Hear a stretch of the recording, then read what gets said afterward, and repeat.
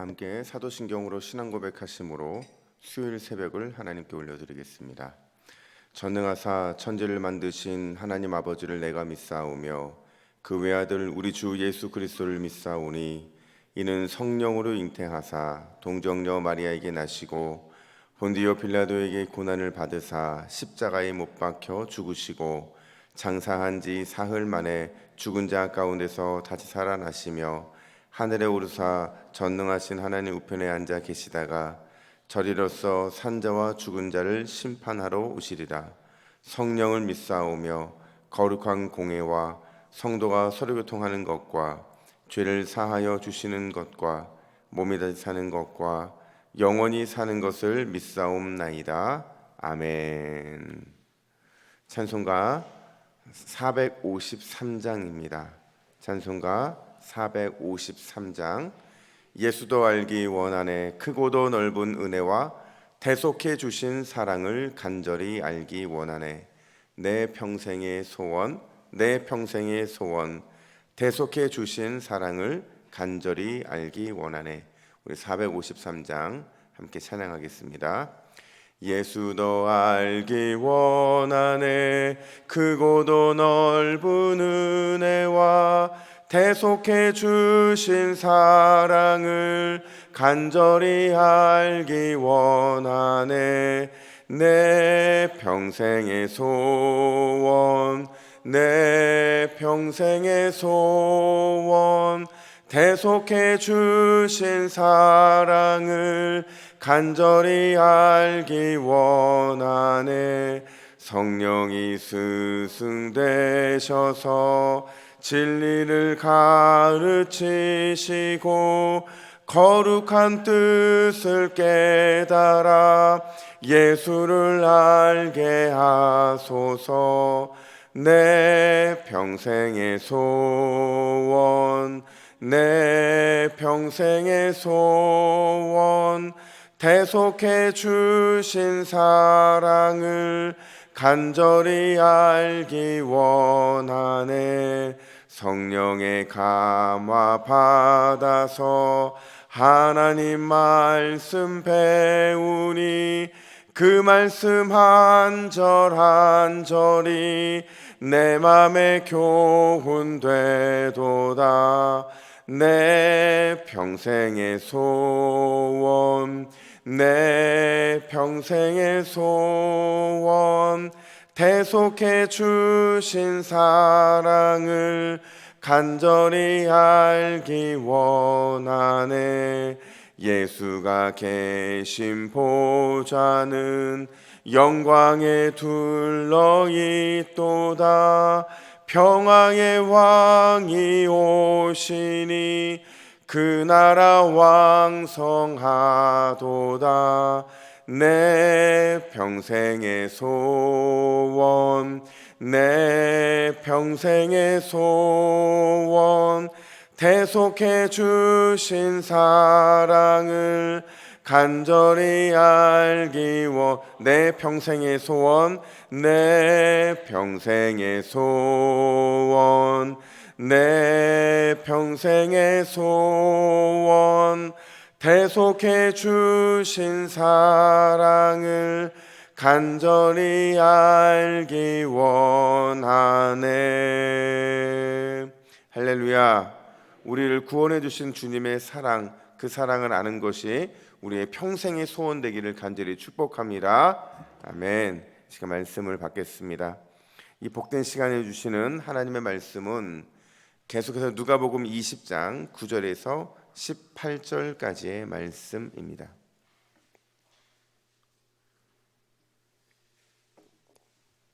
누가복음 20장 9절에서 18절 신약성경 129면입니다. 새드 엔딩을 해피 엔딩으로 라는 제목으로 오는 말씀을 받겠습니다. 9절부터 18절 교독하겠습니다. 그가 또 이 비유로 백성에게 말씀하시기를 시작하시니라. 한 사람이 포도원을 만들어 농부들에게 새로 주고 타국에 가서 오래 있다가 때가 이름에 포도원 소출 얼마를 바치게 하려고 한 종을 농부들에게 보내니 농부들이 종을 몹시 때리고 거저 보내었거늘 다시 다른 종을 보내니 그도 몹시 때리고 능욕하고 거저 보내었거늘 다시 세 번째 종을 보내니 이 종도 상하게 하고 내쫓은지라. 포도원 주인이 이르되 어찌할까 내 사랑하는 아들을 보내리니 그들이 혹 그는 존대하리라 하였더니 농부들이 그를 보고 서로 의논하여 이르되 이는 상속자니 죽이고 그 유산을 우리의 것으로 만들자 하고 포도원 밖에 내쫓아 죽였느니라. 그런즉 포도원 주인이 이 사람들을 어떻게 하겠느냐. 와서 그 농부들을 진멸하고 포도원을 다른 사람에게 주리라 하시니 사람들이 듣고 이르되 그렇게 되지 말아지니이다 하거늘 그들을 보시며 이르시되 그러면 기록된 바 건축자들이 버린 돌이 모퉁이의 머릿돌이 되었느니라 함이 어찌미냐. 무릇 이 돌 위에 떨어지는 자는 깨어지겠고 이 돌이 사람 위에 떨어지면 그를 가루로 만들어 흩으리라 하시니라. 아멘. 우리가 오늘 읽은 이 악한 포도원 농부들 비유는 참 슬픈 비유라고 말할 수가 있습니다. 영화나 드라마로 따지면 해피엔딩이 아니라 새드 엔딩이고 그 결말이 매우 슬픈 것을 느끼게 됩니다. 제가 왜 이 비유를 슬픈 비유라고 말씀을 드리냐면요, 이 비유 속에요 구원의 그 역사함들이 아주 고스란히 들어져 있는데 분명히 갈리게 될 겁니다. 그러니까 인간의 죄악이 또 인간의 악함이 종말이 될수록 더 많이 드러나게 될 것이고 그 악함에도 불구하고 하나님의 마음, 끝까지 자기의 자녀들을 사랑하고 또 그들을 구원하려는 하나님의 마음도 또 그만큼 커질 거예요. 결국 그 사랑 때문에 하나님의 아들 예수님이 당하실 그 고난까지도 보여주고 있기 때문에 오늘 이 비유는 참 슬프고 또 가슴 아픈 이야기라 말을 할 수가 있다는 겁니다. 여러분 어제 본문 기억나실 겁니다. 47절부터 48절에 보면 예수님의 가르침을 거부한 당시 종교 지도자들, 그리고 오늘 우리가 읽지는 않았지만 1절부터 8절까지의 예수님의 가르침을 비난한 그 종교 지도자들이 어떤 질문을 던지는데 그 질문에 대한 답변으로 등장하는 것이 바로 오늘 이 비유였다라는 겁니다. 그 질문이 뭐냐? 2절 말씀을 보시면 우리 2절 같이 읽겠습니다. 시작. 말하여 이르되 당신이 무슨 권세로 이런 일을 하는지 이 권위를 준 이가 누구인지 우리에게 말하라. 어제 제가 말씀드린 것처럼 이 말은 무슨 얘기냐면요, 당신이 뭔데 우리의 기득권을 무너뜨리려 하느냐, 이 질문을 하고 있는 겁니다.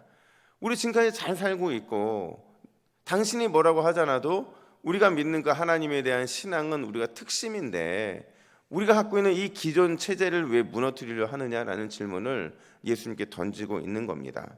근데 참 신기한 게도 예수님은 직답을 말하지 않으세요. 내가 이렇고 이래서 누구의 권위로, 어떤 권위를 주신 누구의 힘으로 이런 일을 하고 있다라고 말씀하지 않으시고 그냥 아주 그 당시 사람이면 다 알 수 있는 생생하고 리얼한 비유 하나를 예를 들어서 그냥 설명하시는 거예요. 그 예가 바로 오늘 본문에 악한 포도원 농부들 비유이거든요. 과연 이 비유를 통해서 예수님이 뭘 말씀하고자 하시는 것일까? 첫 번째로 오늘 본문의 비유는 인간의 악함 그리고 인간의 부패성을 적나라하게 보여준다라는 겁니다. 다들 짐작하시겠지만 오늘 본문의 중요한 것은 배경과 인물들이에요. 그러니까 이 배경과 인물들은요, 그 당시 사람들은 딱 듣는 순간 알았어요. 왜냐하면 실제 삶의 바탕을 하고 있는 거기 때문에 그 얘기를 듣는 순간 이거 누구 얘기를 하는구나 알고 있었다라는 겁니다. 이런 본문의 배경이 되는 포도원, 이 포도원은요 이스라엘 백성들을, 그러니까 이스라엘을 가리키는 거예요. 이스라엘 백성들과 이사야 말씀해 보면 극상품 포도나무 나오고 막 그러잖아요. 근데 이스라엘 백성들은 자신들을 그렇게 생각해 왔다라는 거예요. 등장 인물들은 어떻습니까? 포도원 주인은 당연히 그들의 입장에서는 하나님이고, 농부들은 지금 신앙의 모든 것들을 가르치고 있는 종교 지도자들이고, 종들은 하나님 보내신 선지자들이었어요. 그리고 주인의 아들은 비유를 말씀하고 계신 예수님이라는 것을 그들은 모두가 다 알고 있었다는 사실입니다. 근데 중요한 건 뭐냐면 이 비유가 등장할 때 가장 기초가 되고 가장 근본적인 이 기초가 될 만한 게 뭐냐면 지금 농부들이 누리고 있는 이 모든 것들은 은혜로 받은 거라는 거예요. 그러니까 값없이 공짜로 받아서 일을 하고 있다는 겁니다. 이런 9절 하반절을 보시면 이렇게 말하고 있거든요. 한 사람이 포도원을 만들고 농부들에게 새로 주고 타국에 가서 오래 있다가 이렇게 말하고 있어요. 여러분, 한 사람이 포도원을 만들었대요. 한 사람이 누굴까요? 한 사람은 포도원 주인, 그러니까 바꿔 말하면 하나님이라는 겁니다. 그 하나님이 누구에게 새를 주고 타국으로 갔다고 말을 합니까? 농부들에게 새를 줬다 이렇게 말하고 있는 거예요. 그러니까 종교 지도자들에게 그 백성을 위탁하고 갔다라는 것을 말하고 있는 거거든요. 그러니까 이게 무슨 얘기냐면 지금 포도원 농부의 입장에서는 자신들의 것이 아닌데 빌려 쓰고 있는 거예요. 이걸 우리는 쉽게 말해서 청지기라고 말을 했습니다. 그러니까 청지기로서 자기 역할만 하면 되는데 이 농부들이 주인 행세를 하기 시작했다는 거예요. 마치 이 포도원이 내 것인 것처럼 주인 행세를 했다라는 겁니다. 농부들의 반응은 보면 주인이 찾으러 왔을 때 어떤 반응을 보이게 되냐면 철저하게 종들을 거부합니다. 심지어 주인의 상속자인 아들까지도 보냈는데 그를 어떻게 하느냐? 14절 말씀 보세요. 14절 말씀 같이 읽습니다. 시작. 농부들이 그를 보고 서로 의논하여 이르되 이는 상속자니 죽이고 그 유산을 우리의 것으로 만들자 하고. 의논했다 이렇게 말을 하거든요. 종교 지도자들이 의논했다는 거예요. 공모했다는 겁니다. 뭐를요? 주인의 포도원을 자신들의 것으로 만들기를 위해서 공모했다는 겁니다. 결국 15절에 보니까 아들을 포도원 밖에 내쫓아 죽였다 이렇게 말을 하고 있어요. 이 모습은 바로 예수님이 십자가에 못 박혀 돌아가실 것을 예고하신 거거든요. 여러분, 예수님께서 이렇게 질문합니다. 포도원 주인이 이 사람을 어떻게 하면 좋겠느냐? 이 지경까지 왔는데 과연 이들을 어떻게 하면 좋겠느냐 이렇게 묻고 있는 거예요. 그러면서 예수님이 그들이 답을 내놓기도 전에 합리적으로 뭐라고 얘기를 하시냐면 16절 상반절 보니까 와서 그 농부들을 진멸하고 포도원을 다른 사람에게 주리라 하시니 심판하시겠다는 거예요. 그냥 끝내버리시겠다는 겁니다. 그래서 청중들이 어떻게 반응하느냐, 이어서 16장 하반절 보니까 사람들이 듣고 이르되 그렇게 되지 말아지이다 하거늘. 이게 무슨 뜻이냐면 그렇게 되면 안 된다는 거예요. 제발 그렇게 되지 않기를 원합니다. 왜냐하면 지금 자기들 얘기하고 있는 걸 알았기 때문에 그렇거든요.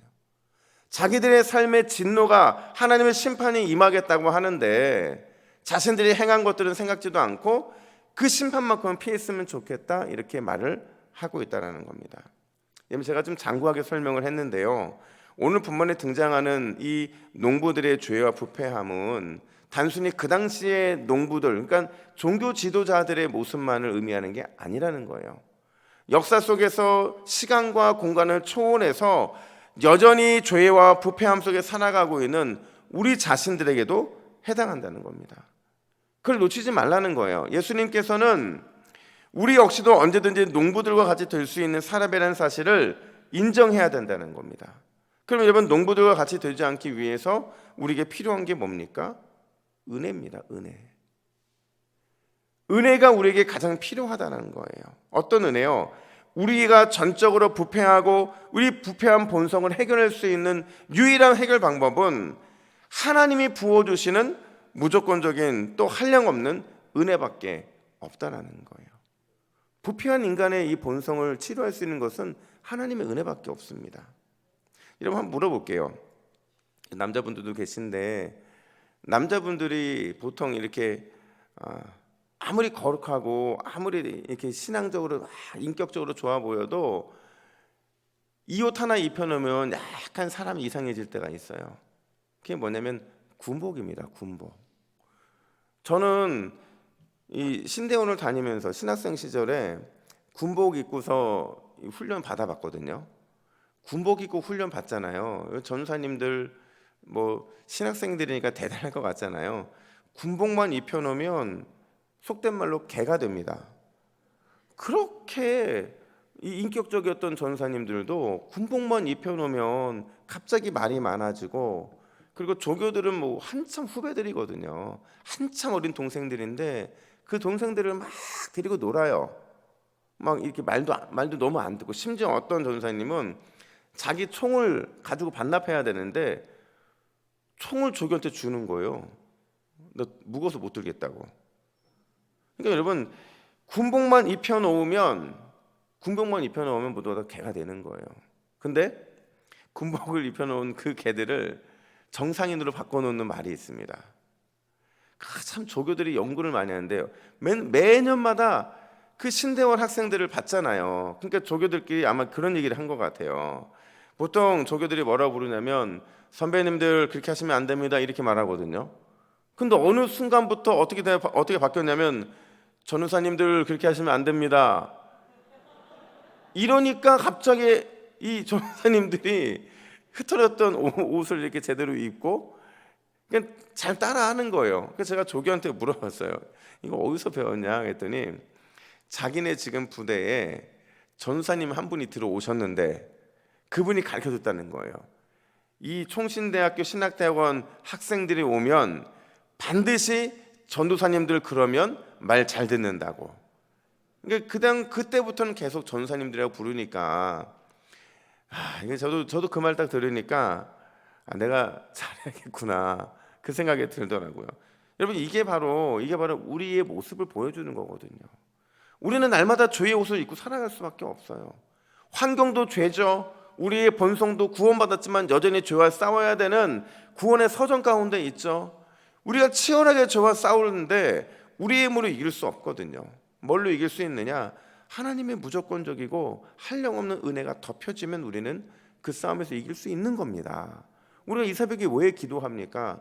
오늘 하루 싸워 이길 힘은 은혜밖에 없기 때문에 그런 겁니다. 은혜가 내려지면 우리는 하나님의 백성답게 사는 거지만 은혜가 떨어지면 목사인 저도 개 될 수밖에 없는 거예요. 얼마나 비참한 인생입니까?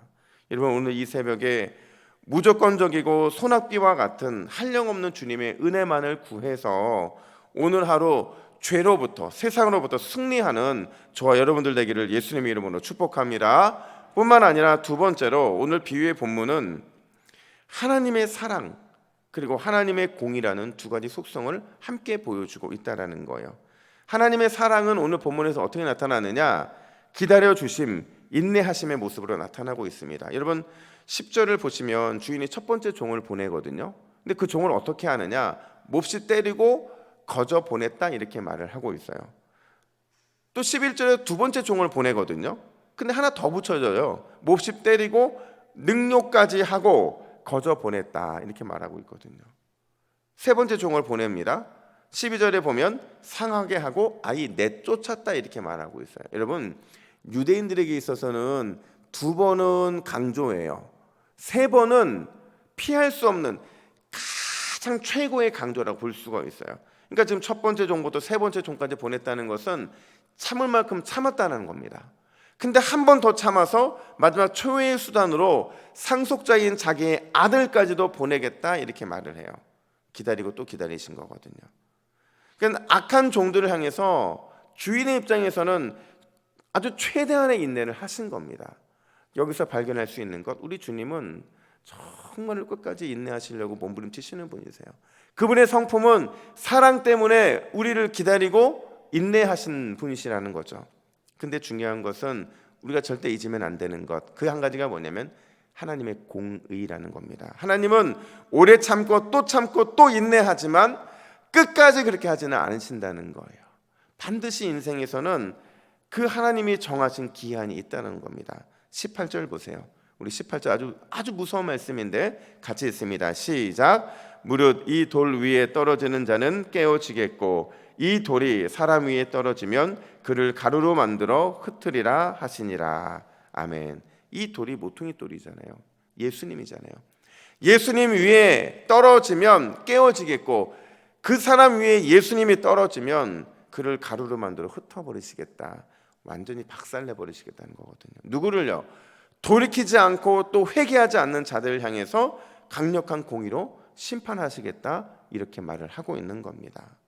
여러분 그런 의미에서 우리 주님은 오늘 이 말씀을 통해 뭘 말하고 싶으시냐면 기회를 잡으라는 겁니다. 당시 종교 지도자들이 이 비유를 듣고도 기회를 놓쳤지만 하나님의 자녀들인 너희들은 돌아갈 기회, 회개할 기회가 있다는 것을 말하고 있는 겁니다. 여러분 하나님이 참아주실 때, 하나님께서 기회를 주실 때 속히 돌이켜서 모퉁이 돌이신 예수님께로 가까이 나아가는 저와 여러분들 되기를 간절히 축복합니다.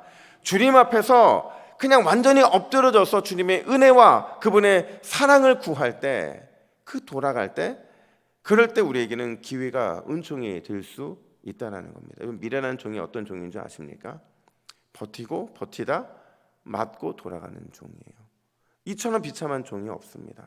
여러분 알잖아요. 아이들을 매를 들 때 그렇게 매를 버는 아이들이 있고, 그렇게 매가 들기도 전에 돌이키는 자녀들이 있잖아요. 여러분 누가 더 예쁩니까? 똑같이 용서를 받는데 누가 더 예쁘냐는 거예요. 매를 드는 순간 내가 잘못했다는 그 사실을 깨닫고 주님의 은혜를 구하고 사랑을 구할 때 주님께서는요 그 한량없는 은혜로 우리를 다 품어주신다는 겁니다. 여러분 오늘 말씀을 맺히면서 당시 종교 지도자들의 결론은 새드 엔딩, 슬픈 결말이었어요. 그러나 예수님은 오늘 본문을 통해 우리에게 너희에게는 아직 기회가 남아있다. 어떤 기회요? 해피 엔딩으로 끝날 수 있는 기회가 남아있다라는 겁니다.